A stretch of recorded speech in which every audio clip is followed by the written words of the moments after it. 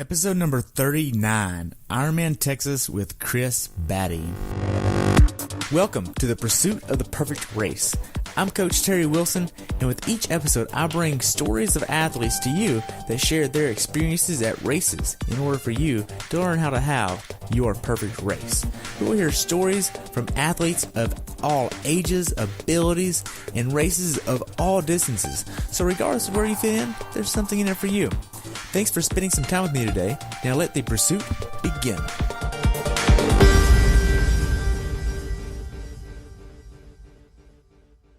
Hello everyone, and welcome back to the pursuit of the perfect race. Today I have the pleasure of talking with my friend Chris Baty about his race at Ironman Texas. This race took place on April 28th, 2018 in the Woodlands, Texas. The temperature on race day was 70 and rose to 84. The water temperature was 71. Chris is a member of Matt Hanson Coaching, and he is also a coach for Matt Hanson Coaching. He has been doing triathlons for 7 years and looks forward to many more in the future. I look forward to hearing about your race, Chris. Welcome to the show. Thanks for having me. You're welcome. So what made you want to do this race? Well, I live in the Woodlands community. I've done this race 3 prior times before, and I absolutely love the race. I really like racing on Hardy Toll Road as we did last year. And pretty much all my friends are doing it as well. So that's really why. So. Okay. So how was your training going into this race? My training went very well. So I switched coaches at the beginning of the year to Matt Hanson, and it was a different kind of training. He used a lot more intensity and a lot more targeted power. It was great. I felt great going into the race. I didn't feel overtrained or undertrained. I felt, perfect going in. I was pretty much in the best shape of my life going into the race, and I felt extremely prepared. Okay. Now, did you miss any training? No. Well, I mean, a couple of weeks I had to go out of town for my day job, but other than that, I mean, it was all good. Okay. Now, did you get injured in training at all? No, that was one of the best things about working under Matt, is that previous times, I would get little nicks and hurts, just like everybody else, but for this training, it seemed pretty good. I did not get I have a history of plantar fasciitis, in which that did not happen. I felt great. Good. Now, do you have a previous background in either of the 3 sports? Not really. Whenever I first started triathlon, I just, had some friends doing it, and they talked me into doing it. I eventually, I started off with some sprints and some 70.3s, and then eventually got into Ironman Texas, going out and spectating the 2012 races. Initially, what really got me into the sport, because it was very inspiring seeing age group people finish the race, as well as the pros, and just the overall atmosphere of it. It kind of got me hooked. Previous to that, I ran a little bit. I did a lot of cycling. That was really what drove me to take a look at triathlon. But did the MS 150 a few times. Other than that, I mean, it was all good. Okay. Now then, if you take a look at your training, what was the most hours of training in 1 week you build up to? So the most hours of training I did for this week, or this training session, was 14 hours. And that was primarily, the weeks, during the weekdays was pretty standard, pretty much 7 to 8 hours during the weekdays. That did not change very much. It was really the long stuff on the weekends. So the weekends I would do like a 5-6 hour bike ride, followed by, a little brick run, 3 to 4 miles, at easy pace. And then my long run would be on Sunday. And the reason my long run was on Sunday is I wanted a little fatigue in the legs, whenever I would do the long run. So I would get used to running on tired legs. That seemed to help out. That seemed to help out quite a bit. Okay. Now, what was your longest swim, bike, and run going into this race? So my longest bike was right around 110 miles. My longest swim was right around 4,500 yards. Okay. What about your longest run? My longest run was 16 miles. Okay. Now, did you do a lot of strength training going into this race? Yeah. So before we actually started the build, we did a lot of strength training, a lot of really just a lot of light explosive movements, and then we did a lot of stretching.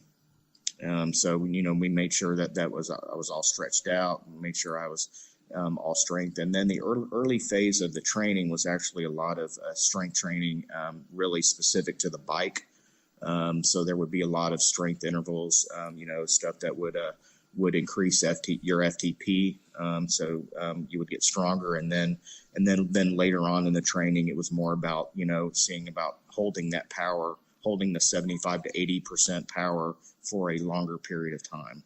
And that's what I got really, really good at. Had a really good race 3 weeks prior to Ironman Texas and the 70.3 in Galveston. I was able to hold 85% power for the entire bike ride. So I was very happy with that. And that was a really cold race too. That was very cold. That was very brutal. Very cold, and I was unprepared. So I wanted to get off that bike as soon as possible. Yes. I also raced that race, and man, it was just a mentally hard race. Yes. So what nutrition plan did you have for this race? So my nutrition plan, I did the EFS Pro, with pretty much tried to down about 300 to 400 calories an hour, and then followed it up with like none water as well. So I really didn't drink any water per se, straight water.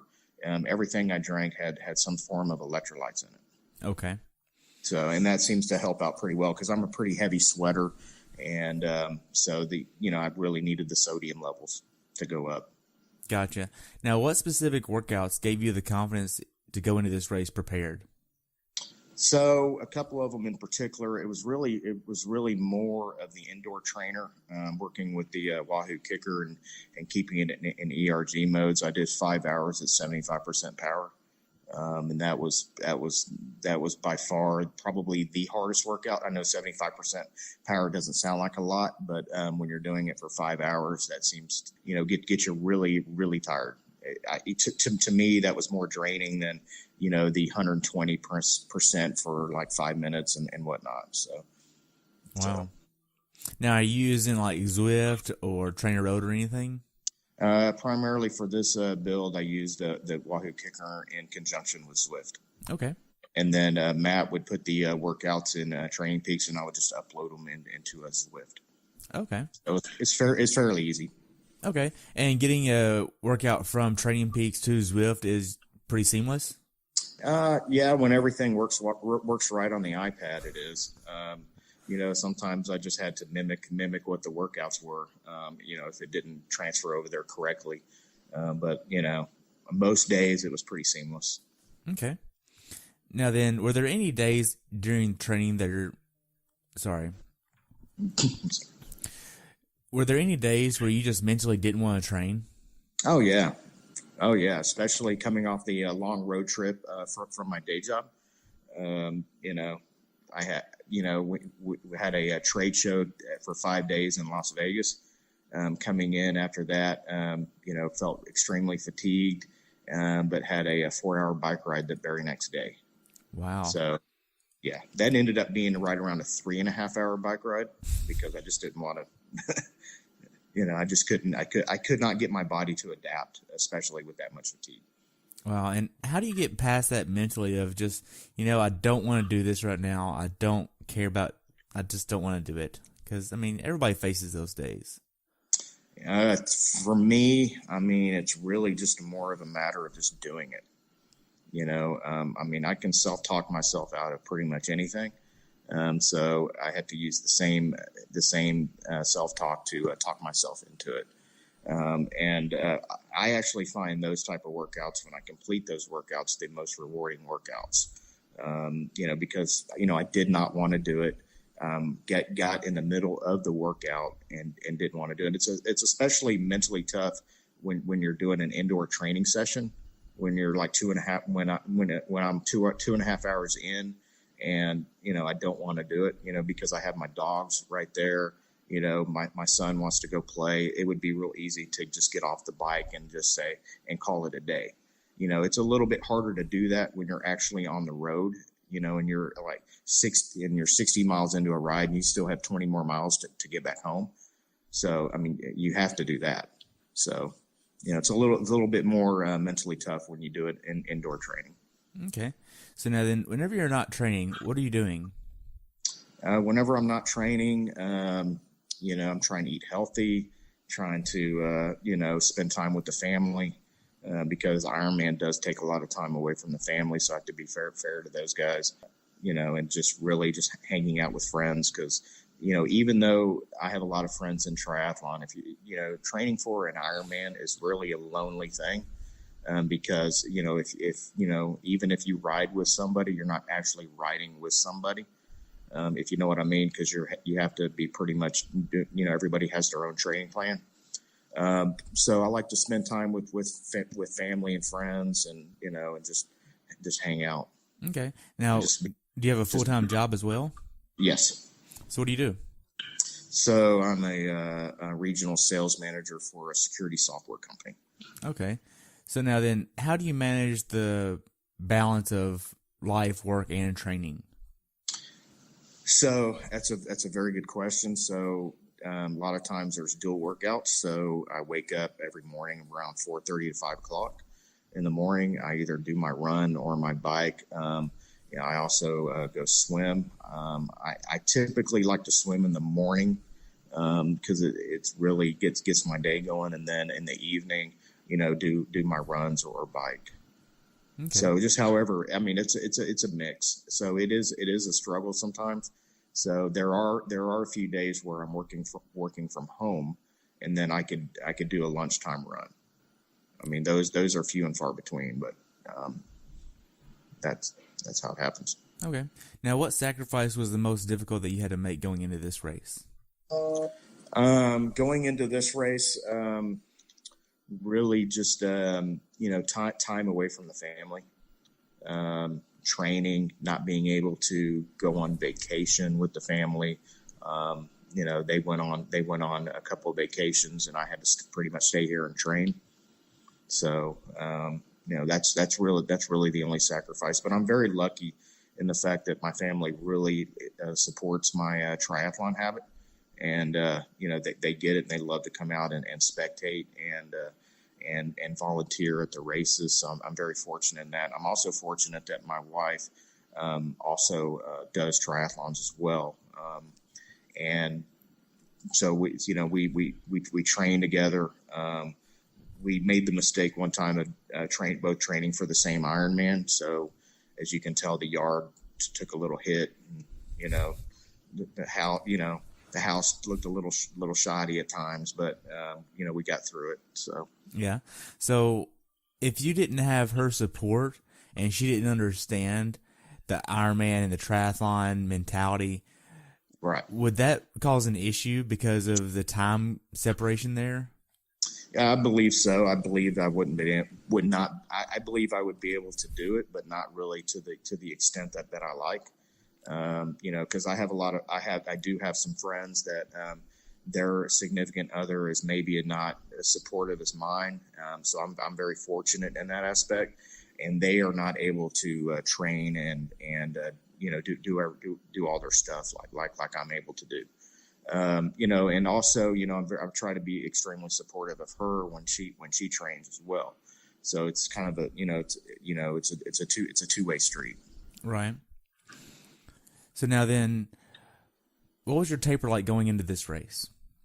So my taper, it was a lot of shorter workouts at higher intensity. So after all the long, slow stuff, a lot of steady state stuff, what I did was I like to, wake up the legs a little bit, wake up the swim a little bit, and that would be 2 weeks prior.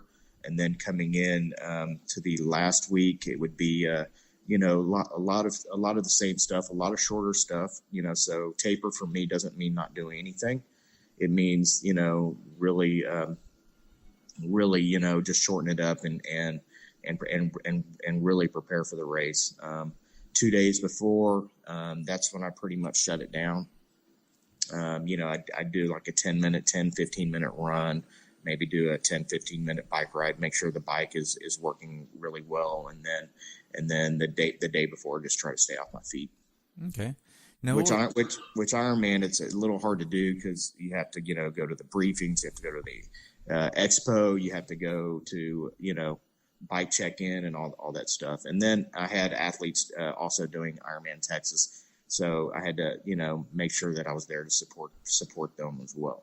So it was kind of a dual race. Okay. Now, what was your mindset going into Ironman Texas? My mindset really was Matt gave me a really good plan. Oh, yeah? To follow. Really, I didn't really think about time. Really, my thought process is really just to execute the plan. And whatever time I got from that plan, then that was the time I was going to get.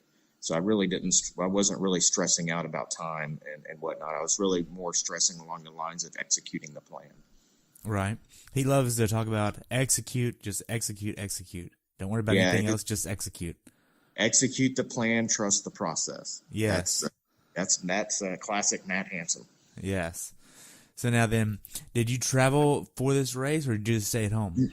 No, I'm local, so I just stayed here. I initially had a hotel room at the Marriott, but it was the price was so high that we just canceled that and let it go. So we just stayed here at the house. I live about 5 miles from the swim start. Okay. Now then, being that you live so close, did you just get an Uber on race day, or how did that work? No, we drove down there. We drove down there and parked. My wife dropped me off at transition. The plan is to drive to the swim start after transition, but that logistically that just didn't happen. So we ended up walking from transition over to the swim start. Okay.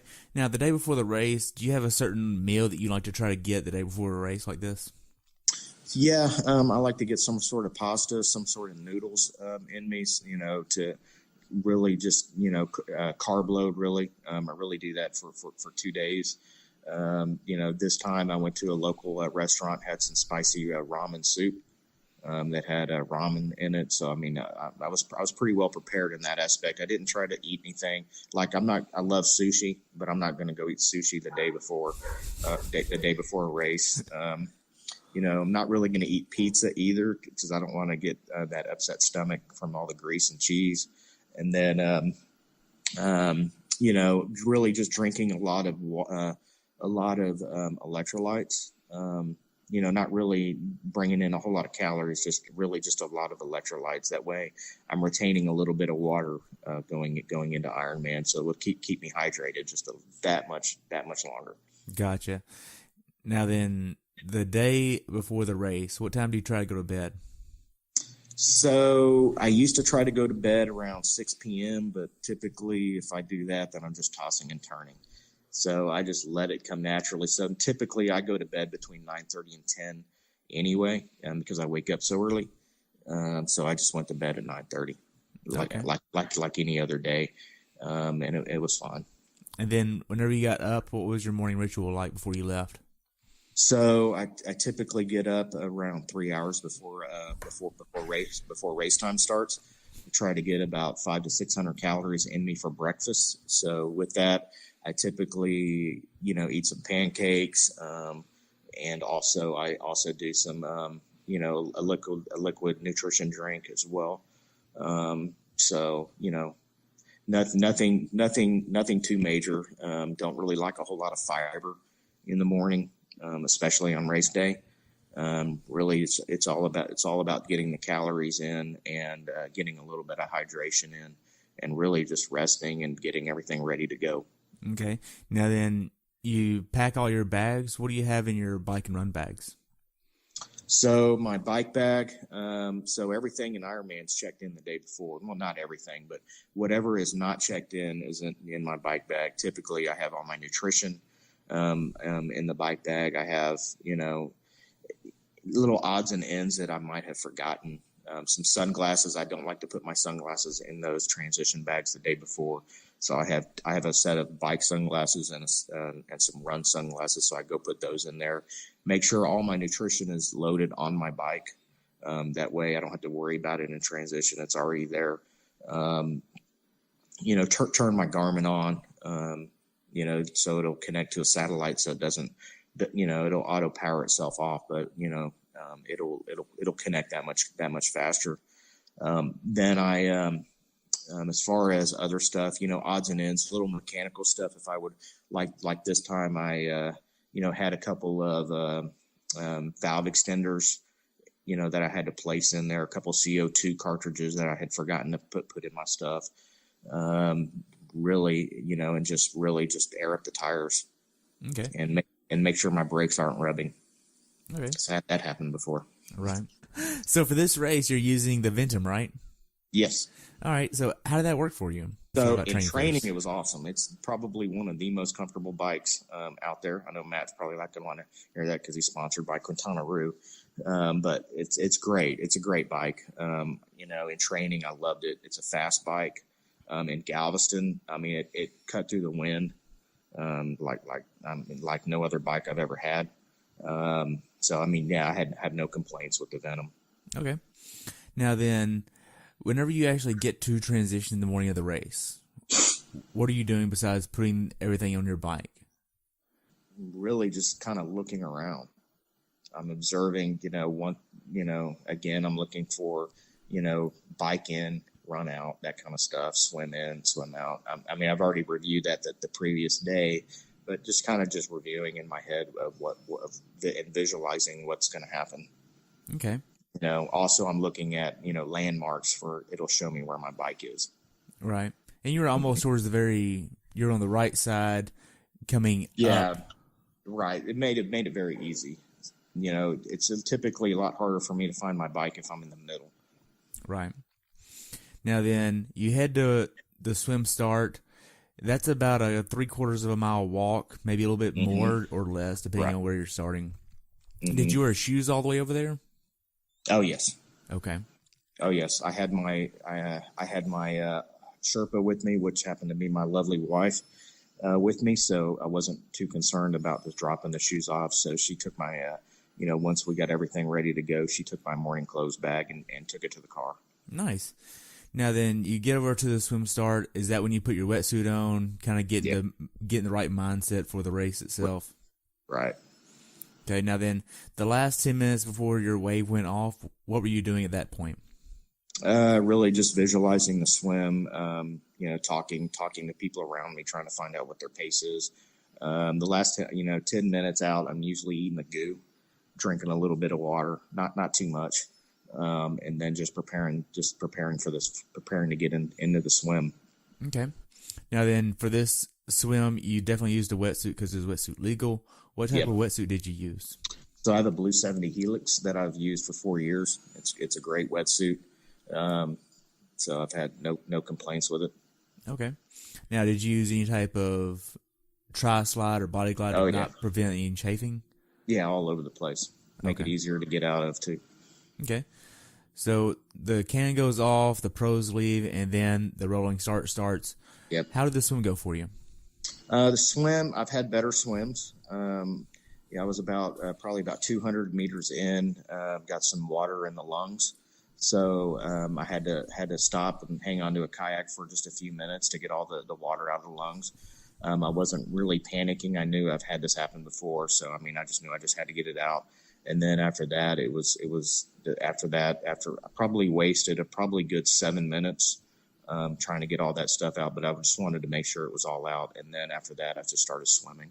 Okay. So it was a good swim. It was pretty congested because of the 7 minutes that I lost. I was swimming around slower swimmers than myself, so I had to swim a lot of extra distance, and I had to swim over some people in order to get there. And sometimes that just didn't happen. Gotcha. Now, how was your anxiety level during that little 7 minutes on the kayak? Were you okay there? Yeah, I'm fine. I don't panic that often when I do anything. I just I knew that I just had to get the water out of the lungs and just keep going. Okay. Now, were you But using? and I knew I couldn't keep swimming and coughing like that. I knew that for a fact. So it was good. It was good for me to slow it down and get it all out. Good. Now, then, were you using tinted goggles or clear goggles for this race? I was using clear goggles for this race. Okay. Now, I've heard everybody use clear goggles because it's really murky and they want the buoys to really pop with it. Yeah, exactly. Okay. Now then, after you get done with the swim, you get up the stairs. There's some wetsuit strippers there. Did you take advantage of those? Oh, yes. Immediately. Had my wetsuit down around my waist when I got there, plopped down on the grass there. They pulled it out. The volunteers were great in that aspect. I'm not sure if I would actually do that job, but that's a wonderful job. Yeah. Now, to backtrack just a little bit, how was swimming in the channel? Was that okay? So the channel was very choppy. It always is choppy. Kind of expect that. To prepare for that, we would take the athletes out to a local lake on a windy day and just swim in the chop, because that's what the channel is going to be. Channel is very shallow. It's not very wide. It curves around. So the best line you want to use going in the channel is just straight down the middle. And that's going to be the most choppiest. Okay. So now then, after you get done with the wetsuit stripping, you go up the little ramp, get your bag, head to the changing tent. How was the changing tent for you? Changing tent was great. Great volunteers. They had my bag. One of the volunteers helped me put my heart rate monitor on under my kit. My kit was wet, so it was a little challenge to pull it back down. Very uneventful. Just went through.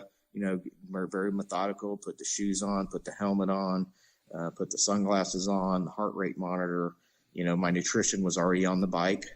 I've learned through several Ironmans and stuff I don't use. So initially, when I first started doing triathlons, I put everything in that bag except for the kitchen sink, and I never use any of it. So I just, the less stuff I have in that bag it's the better. So it was very, very uneventful. Left the changing tent, went and got my bike, and it was great. Okay. Now then, they had 2 fans in this changing tent. Were those nice? Yeah. Because normally that's a new addition this year for Ironman Texas is they added fans in the changing tent. Actually, they were nice. I didn't feel uncomfortable in there, but I also didn't really notice the fans. Okay. Okay. Now then, so you get out on the bike. How was the first few miles of the bike? So the first few miles of the bike was good. About mile 3, I had a flat. Okay. Down Woodlands Parkway, no big deal. Been there, done that, changed the flat. Pretty fortunate. I already had my valve extensions already on my extra tubes, so that was fine. Changed that in about 3 to 4 minutes. I was on my way again, and I was just heading down. The first part of the bike, was great. Okay. Now then, what type of wheels are you using? So I'm using a Zip 404 on the front and a Zip 808 on the back. Okay. Is that a good combo, you think? Yeah, I've used that combo before. I tried to rent a disc wheel beforehand, and I also have an aero disc cover for the Zip. I just didn't feel like putting it on there, So I just went with the 404 and the 808. Okay. So after the flat, you still have a few good first miles before you get on the Hardy. Then yeah, how did it go from there? So getting settled into my target power. So the first few miles, I'm trying to get my heart rate down a little bit, so my power is roughly going about 55 to 60% at this point. And then right when I get on the Hardy Toll Road, that's when I jump it up to 75 to 80%. So I was feeling good. I was feeling fast. I was passing people left and right, although I wasn't, really necessarily, hammering it, but I was following the plan. Okay. I was just getting into it. So after you get on the Hardy Tollway, you get settled into your 80% power. What is that number for you? So on my Garmin, I use 3-second power. It's just like anything else. Sometimes I use 10-second power, but that day I was just using 3-second power. So I was trying to hit right around 190 to 200. Okay. I was trying to be somewhere around that. My goal was not to get too far under that and not too far over that. Really try to get my normalized power and my average power pretty close together on that. If they're too far apart, that tells me that I wasn't riding as steady as I needed to be. And for a course of 112 miles, that would end up hurting my run. Gotcha. Did you see any of the draft packs out there? So my time on the bike course was pretty short. I did see some draft packs. I had what I suspected a draft pack behind me, and then I saw some on the other side of the Hardy as well. Wow. So did that make you feel very uncomfortable? So I'm pretty experienced rider, so not really. I can understand how it would if a less experienced rider, saw that coming down the road, because it is pretty intimidating. And there's a certain sound that has. Sounds like a Mack truck coming down the road. Wow. So you said your time on the bike course was short. What happened? Right around mile 20, one of those packs kind of pushed me to the side a little bit, which was fine. I was going to let them pass, but I took my eyes off the road for a split second and ended up in an expansion joint on one of the bridges. Whenever I hit the expansion joint, it looked, I heard this from a couple of witnesses that witnessed my bike going down, and they said it would just look like I was stopped by a brick wall. Bike stopped. I continued going forward, and I went over the handlebars. It threw me off to the left, where I hit my wrist. My wrist broke my fall, and then I rolled over and got some nice little bruises and whatnot everywhere. And then not more than a couple seconds later, another cyclist hit the front end of my bike. Oh, wow. And then he went down. Wow. Now, did you break anything? So I fractured my wrist from the fall. The bike itself cracked the aero bars and the base bars. I suspect that was from the guy hitting the bike. Okay. So, and then the zip wheels were trashed. They're all scratched up, and chunks of carbon came out of the zip wheels. So the zip wheels are unusable. Wow. Is Zip able to give you a discount on USAID or anything? Not really, because I actually bought them used. So there's really not much that they can do. Dang. I know. So after the actual wreck and after the guy actually hit you, did you know that you had a fractured wrist at the time? I knew my wrist hurt, and I knew I couldn't really move it. So it became an issue, and I knew my race day was probably done because my front wheel was pretty much on backwards. Right.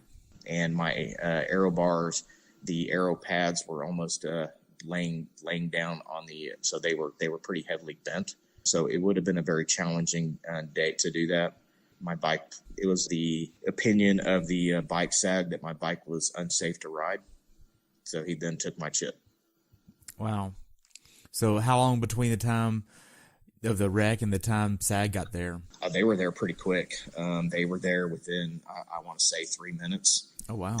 The cops were there even earlier than that. Wow, that's quick. Yeah, it was very quick. That was very quick. After they take your chip, what happens next?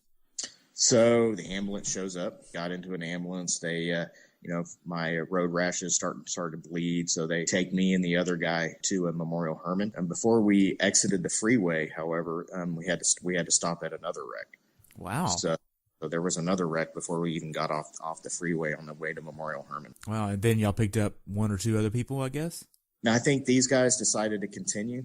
They just stopped and checked them out. And then the other bike SAG people got there. And so we left. Okay. So you get to Memorial Hermann. Mm-hmm. I mean, at this point, are you contacting your wife or anything? Yeah, I'm using the ambulance cell phone. Okay. To contact my wife. She doesn't really pick up the phone with strange numbers. So it took a little demon dialing to get her to answer the phone. So once I did, she made it to the ER actually before I did. Oh wow! Now then, once you get to the ER, you get all in and you see your wife. Do you see any other athletes there? Yeah, there were about, so at that point, there was probably 5 other cyclists. As I was at Memorial Hermann, there probably, there were cyclists just keep coming in. So there was probably 10 to 15 cyclists there when we left. Wow. It just kept on going. So you get it all checked in. Now, Right. Did you get a bill from Memorial Hermann? No, not yet. Not yet? So Not yet. It may come, it may not. I don't know. okay. Because, being that the race is sponsored by Memorial Hermann, you think that that's part of the race, but you don't really know how that works. And it's a big question for me, because if I do this race and I get in this situation, would I be expecting a bill from Memorial Hermann, or would that just be part of what they are doing for the race? I don't know. The reason that they took me to the ER was, number one, because of my wrist. And then number 2, the med tent that Ironman puts out was not open yet. Okay. So everybody at that went to the ER instead of the medical tent. Now, I was told later that I would have went to the ER regardless, because they had to do the X-rays on the wrist. Okay. So then after you get done with the ER, you come back to the race site? Yep. Okay. What'd you do at the race Yep. site? So that's where I ran into you. You were volunteering in the bike area, and I had you get my bike out, and then to show my wife, because she was not real happy about my bike not being 100% safe at that point. We were able to see that, and then we went on and just cheered our friends and cheered on my athletes that were doing the race. There was not much else I could do. All right. Wow. Well, are you going to go back to Texas next year? I will race Texas again. Maybe or maybe not next year.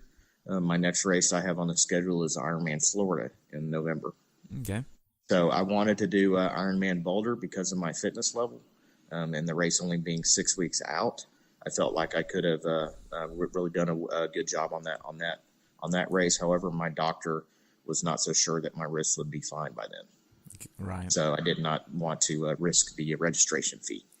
Okay. Well, that's good that you did that. Now then, with this experience, what is something that you learned about this emotionally challenging experience that you'd like to pass on to someone else?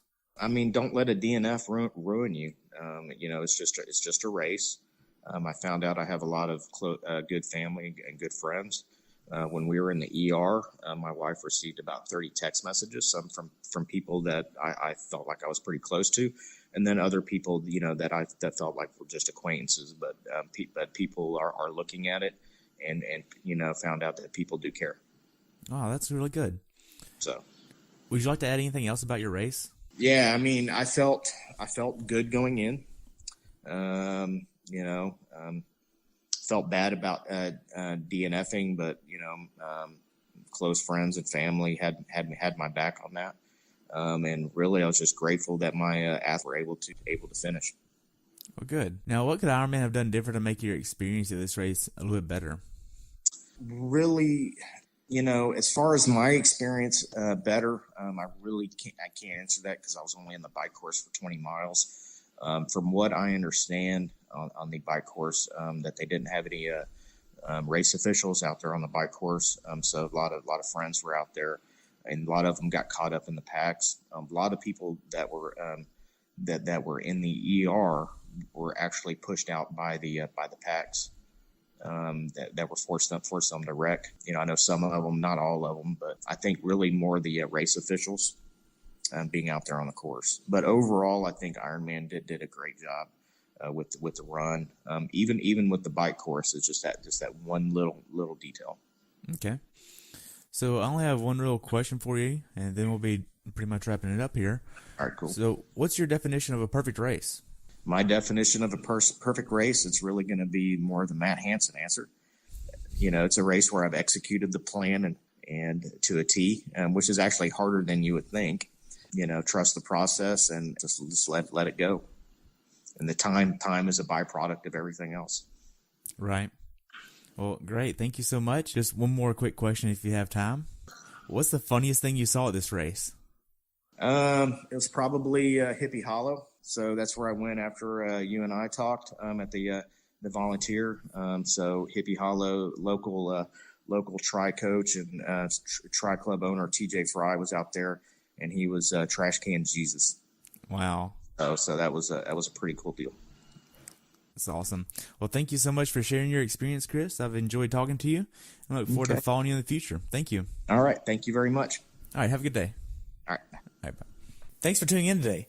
I hope you were able to learn something from today's episode. If you enjoyed the show, please take a minute to leave a review on iTunes or share it with a friend. Be sure to subscribe so you never miss an episode. If you'd like to see pictures from this athlete's race, learn more about who I am, what I'm doing, or be on the show yourself to share your story, check out my website at CoachTerryWilson.com. Until next time, continue the pursuit.